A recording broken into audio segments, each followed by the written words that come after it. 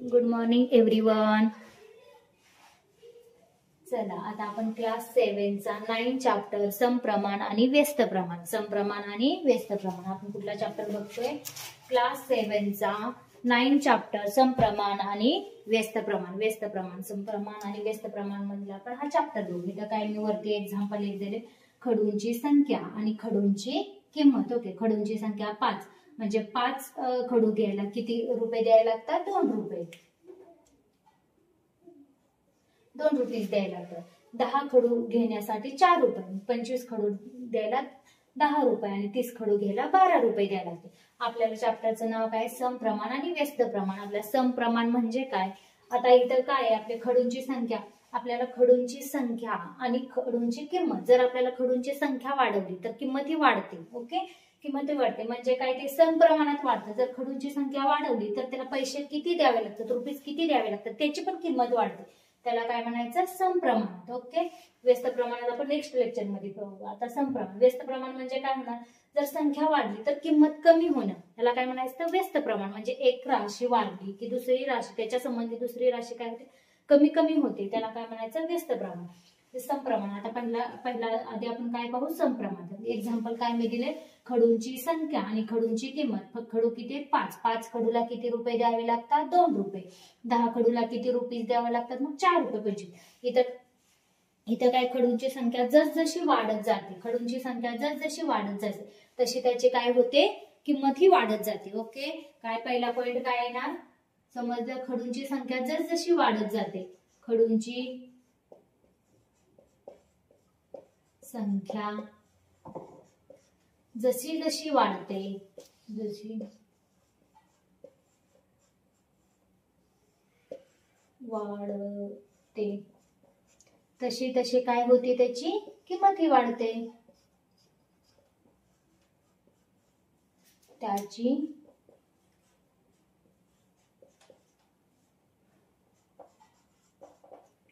किंमत काय होते? वाढते.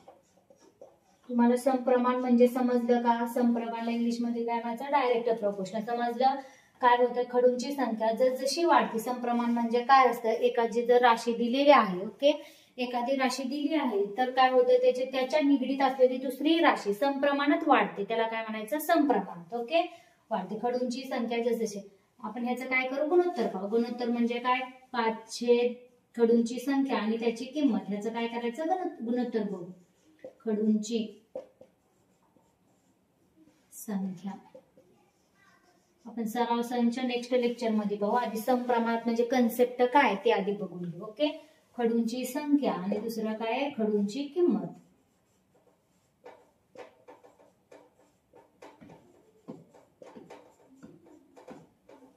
खडूंची संख्या 5/2. 5/2 येणार. इथं काय येणार? 10/4. इथं 25/10 आणि 30/12. सगळ्यांची किंमत काय? रेशो काय येणार? 5/4. ह्याला डिवाइड केलं किंवा ह्याला डिवाइड करून काय येणार? सगळ्याचं 5/2. 1 करून दाखवू. 10. 10चा आणि 4ला कुणी डिवाइड जातो? 2 जातो. 2 2 4. 2 5 काय आलं? 5/2. ओके, म्हणजे त्यांचे गुणोत्तर काय असते? स्थिर असतं. गुणोत्तर काय असतं त्यांचं? स्थिर असतं. ओके, गुणोत्तर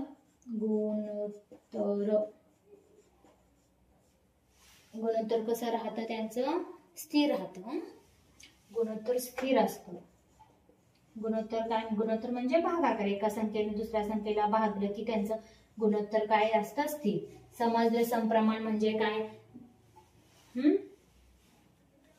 एक्झाम्पल वरनं समजलं काय? खडूंची संख्या, खडूंची किंमत आणि खडूंची संख्या आणि किंमत त्यांचं गुणोत्तर स्थिर असतं. समजलं? जेव्हा आपण दुसरं काय लिहू शकतो समप्रमाण मध्ये? जेव्हा एखादी राशी वाढते. ओके, जेव्हा एक राशी वाढते, जेव्हा काय होते? एक राशी वाढते तर त्याच्याशी संबंधित असलेली दुसरीही राशी, ओके, त्याच्याशी संबंधित असलेली दुसरीही राशी त्याच प्रमाणात वाढते. त्याला काय म्हणायचं? समप्रमाणात वाढते. त्याला काय म्हणायचं? समप्रमाण. ओके, समप्रमाणात काय असतं? गुणोत्तर त्यांचं काय असतं? स्थिर असतं. त्याला काय म्हणायचं? समप्रमाण. आणि व्यस्त प्रमाण म्हणजे काय असतं?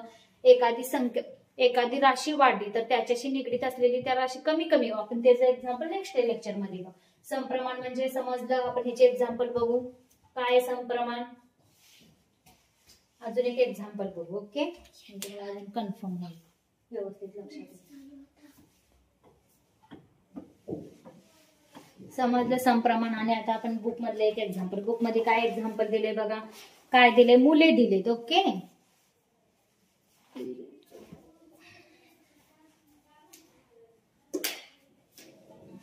बुक मध्ये काय एक्झाम्पल दिले? मुले आणि वह्या. ओके, मुले किती? मुले आपण इथे सेकंड एक्झाम्पल एक बघू, म्हणजे तुम्हाला परफेक्ट समजून जाईल. ओके,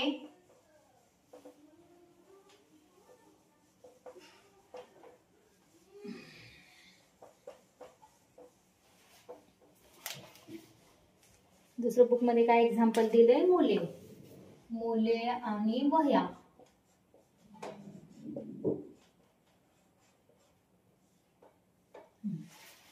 मुले काय दिले? 15 मुले. 15 मुलांना किती? 90 वह्या. ओके, 12 मुलांना 72 वह्या, 10 मुलांना 60 वह्या, 5 मुलांना 30 वह्या. मुलांची संख्या आणि ह्याचं गुणोत्तर किती दिले त्यांनी? ह्याचं गुणोत्तर किती म्हणजे मुलांची संख्याला वह्यांची संख्याने भागल्यावर काय येतं? गुणोत्तर काढू. मुलांची संख्या भागिले काय? वह्यांची संख्या. वह्यांची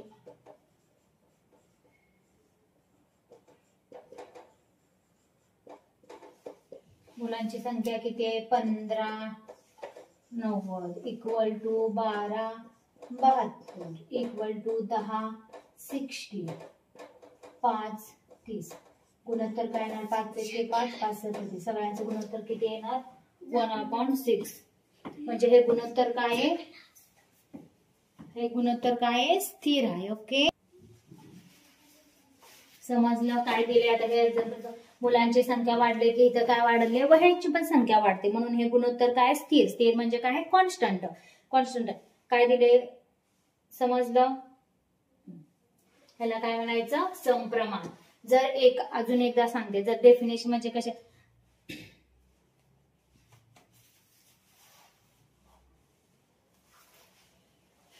समप्रमाणात. आता आपण एक एक्झाम्पल बघू आणि नंतर एक्सरसाइज नेक्स्ट लेक्चर मध्ये आपण एक्सरसाइज सॉल्व्ह करून घेऊ.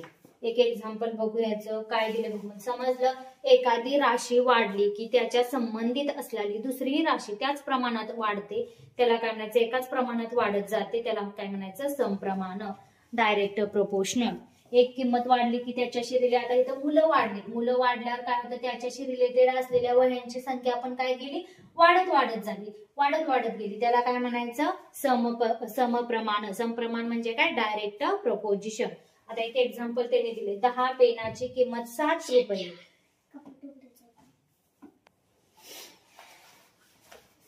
आता आपण काय करू? बुक मधले एक एक्झाम्पल दिले. समजलं? कशा प्रकारचे एक्झाम्पल येतात ते आपण बघू. समप्रमाण म्हणजे समजलं का? अजून एकदा सांगते. एक राशीची किंमत वाढली की दुसऱ्या त्या निगडीत असलेली दुसरी जी राशी असते त्याची पण किंमत काय होती? वाढत जाते, ती पण समप्रमाणात. त्याला काय म्हणायचं? समप्रमाण. ओके, आता आपल्याला एक एक्झाम्पल दिले बुक मधलं, ते आधी सॉल्व्ह करून समजावून सांगते. नेक्स्ट लेक्चर मध्ये आपण काय करू? एक्सरसाइज सॉल्व्ह करू. ओके, काय एक्झाम्पल दिले बघा त्यांनी.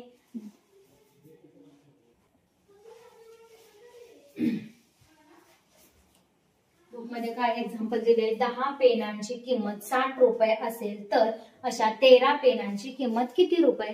ह्याच्यावर आधी काय समजून घ्यायचं? आधी एक्झाम मध्ये आधी बघायचं हे गणित समप्रमाणाचं आहे का विषम प्रमाण? सॉरी, समप्रमाण आहे का विषम किंवा व्यस्त प्रमाण आहे? ओके, समप्रमाण आहे की व्यस्त प्रमाण आहे? पेनांची किंमत वाढल्यावर त्याला किती पैसे द्यायचे ते पण काय वाढणार? वाढणार. ह्याच्यावरून आपल्याला लक्षात आलं पाहिजे हे काय आहे? समप्रमाणाचं गणित. समप्रमाण असल्यावर काय असतं? त्यांचं गुणोत्तर काय असतं? स्थिर असतं. गुणोत्तर काय असतं? समप्रमाण असल्यावर स्थिर असतं, म्हणजे कॉन्स्टंट असतं. आता चला सॉल्व्ह करू आपण. एक्झाम्पल कसं सॉल्व्ह करायचं बघा. 13 पेना, आपल्याला इथं काय करायचे? 13 पेनांची किंमत काढायची. फर्स्ट काय लिहायचं आपण?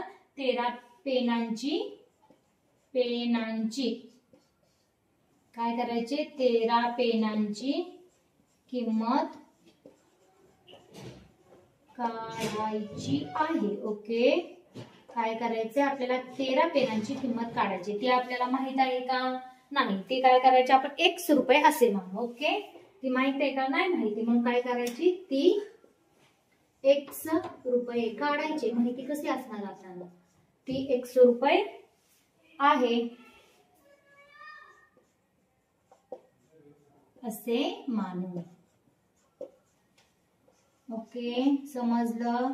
काय सांगितलं ते समजलं? 10 पेनाची किंमत 60 रुपये दिले तर त्यांनी विचारले 13 पेनाची किंमत काढायची.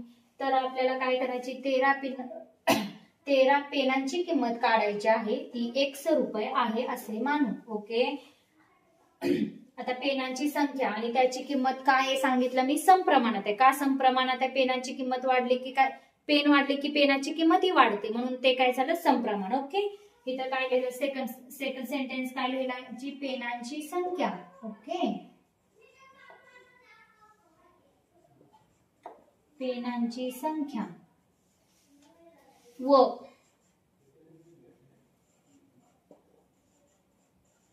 त्याची किंमत काय? समप्रमाणात. ओके,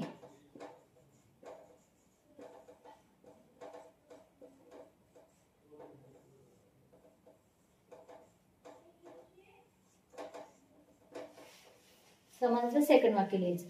पेनांची संख्या आणि त्यांची किंमत काय आहे? समप्रमाणात असल्यामुळे आपण त्यांचे गुणोत्तर मांडून समीकरण सोडवू. ओके, पेनांची संख्या आणि त्यांची किंमत काय आहे? समप्रमाणात. त्यामुळे समप्रमाणात असल्यावर काय असतं? त्यांचे गुणोत्तर काय असते? स्थिर असते, कॉन्स्टंट असते. गुणोत्तर म्हणजे त्यांचा भागाकार. काय सांगितलं? इक्वेशन घ्यायचं. ओके, समीकरण मांडू. कसं समीकरण मांडायचं? पेनांची संख्या किती आहे? 10 पेनांची किंमत किती दिली त्यांनी? गुणोत्तर सेम असतं, 60 रुपये. ओके, 10 पेनांची किंमत किती दिली? 60 रुपये. समजलं? आणि आपल्याला कशाची काढायचे? इथे वरती पेन आहेत, पेन 13 आपल्याला काय करायचे? 10 पेनांची किंमत 60 रुपये. आपल्याला काय करायचं? 13 पेनाची किंमत काढायची. पेनांची किंमत माहिती आहे का? नाही माहिती. आपण काय केलं? x म्हणून. आता हे सॉल्व्ह करायचं इक्वेशन कसं करायचं? Cross multiplication. ओके, 10 गुणुले x इक्वल टू 60 गुणुले 13. इथं काय झालं? 10 गुणुले x 10x. 13चा पाडा येते 13 गुणुले 6 78 आणि इथं असलेलं 0. समजलं? इथं 10x आणि इथं काय आहे? 780. x आहे तसंच ठेवायचं. ह्यांच्या दोन्हीत काही साईन दिसत नाही, म्हणजे ह्या दोन्ही साईन कोणतं असतं? मल्टिप्लिकेशन, गुणाकार. इकडे आल्यावर काय होतो? भागाकार.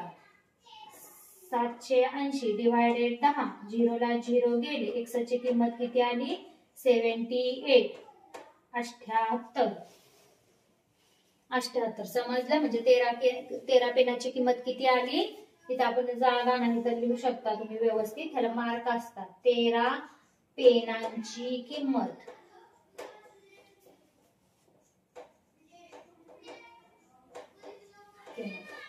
78 रुपये आहे.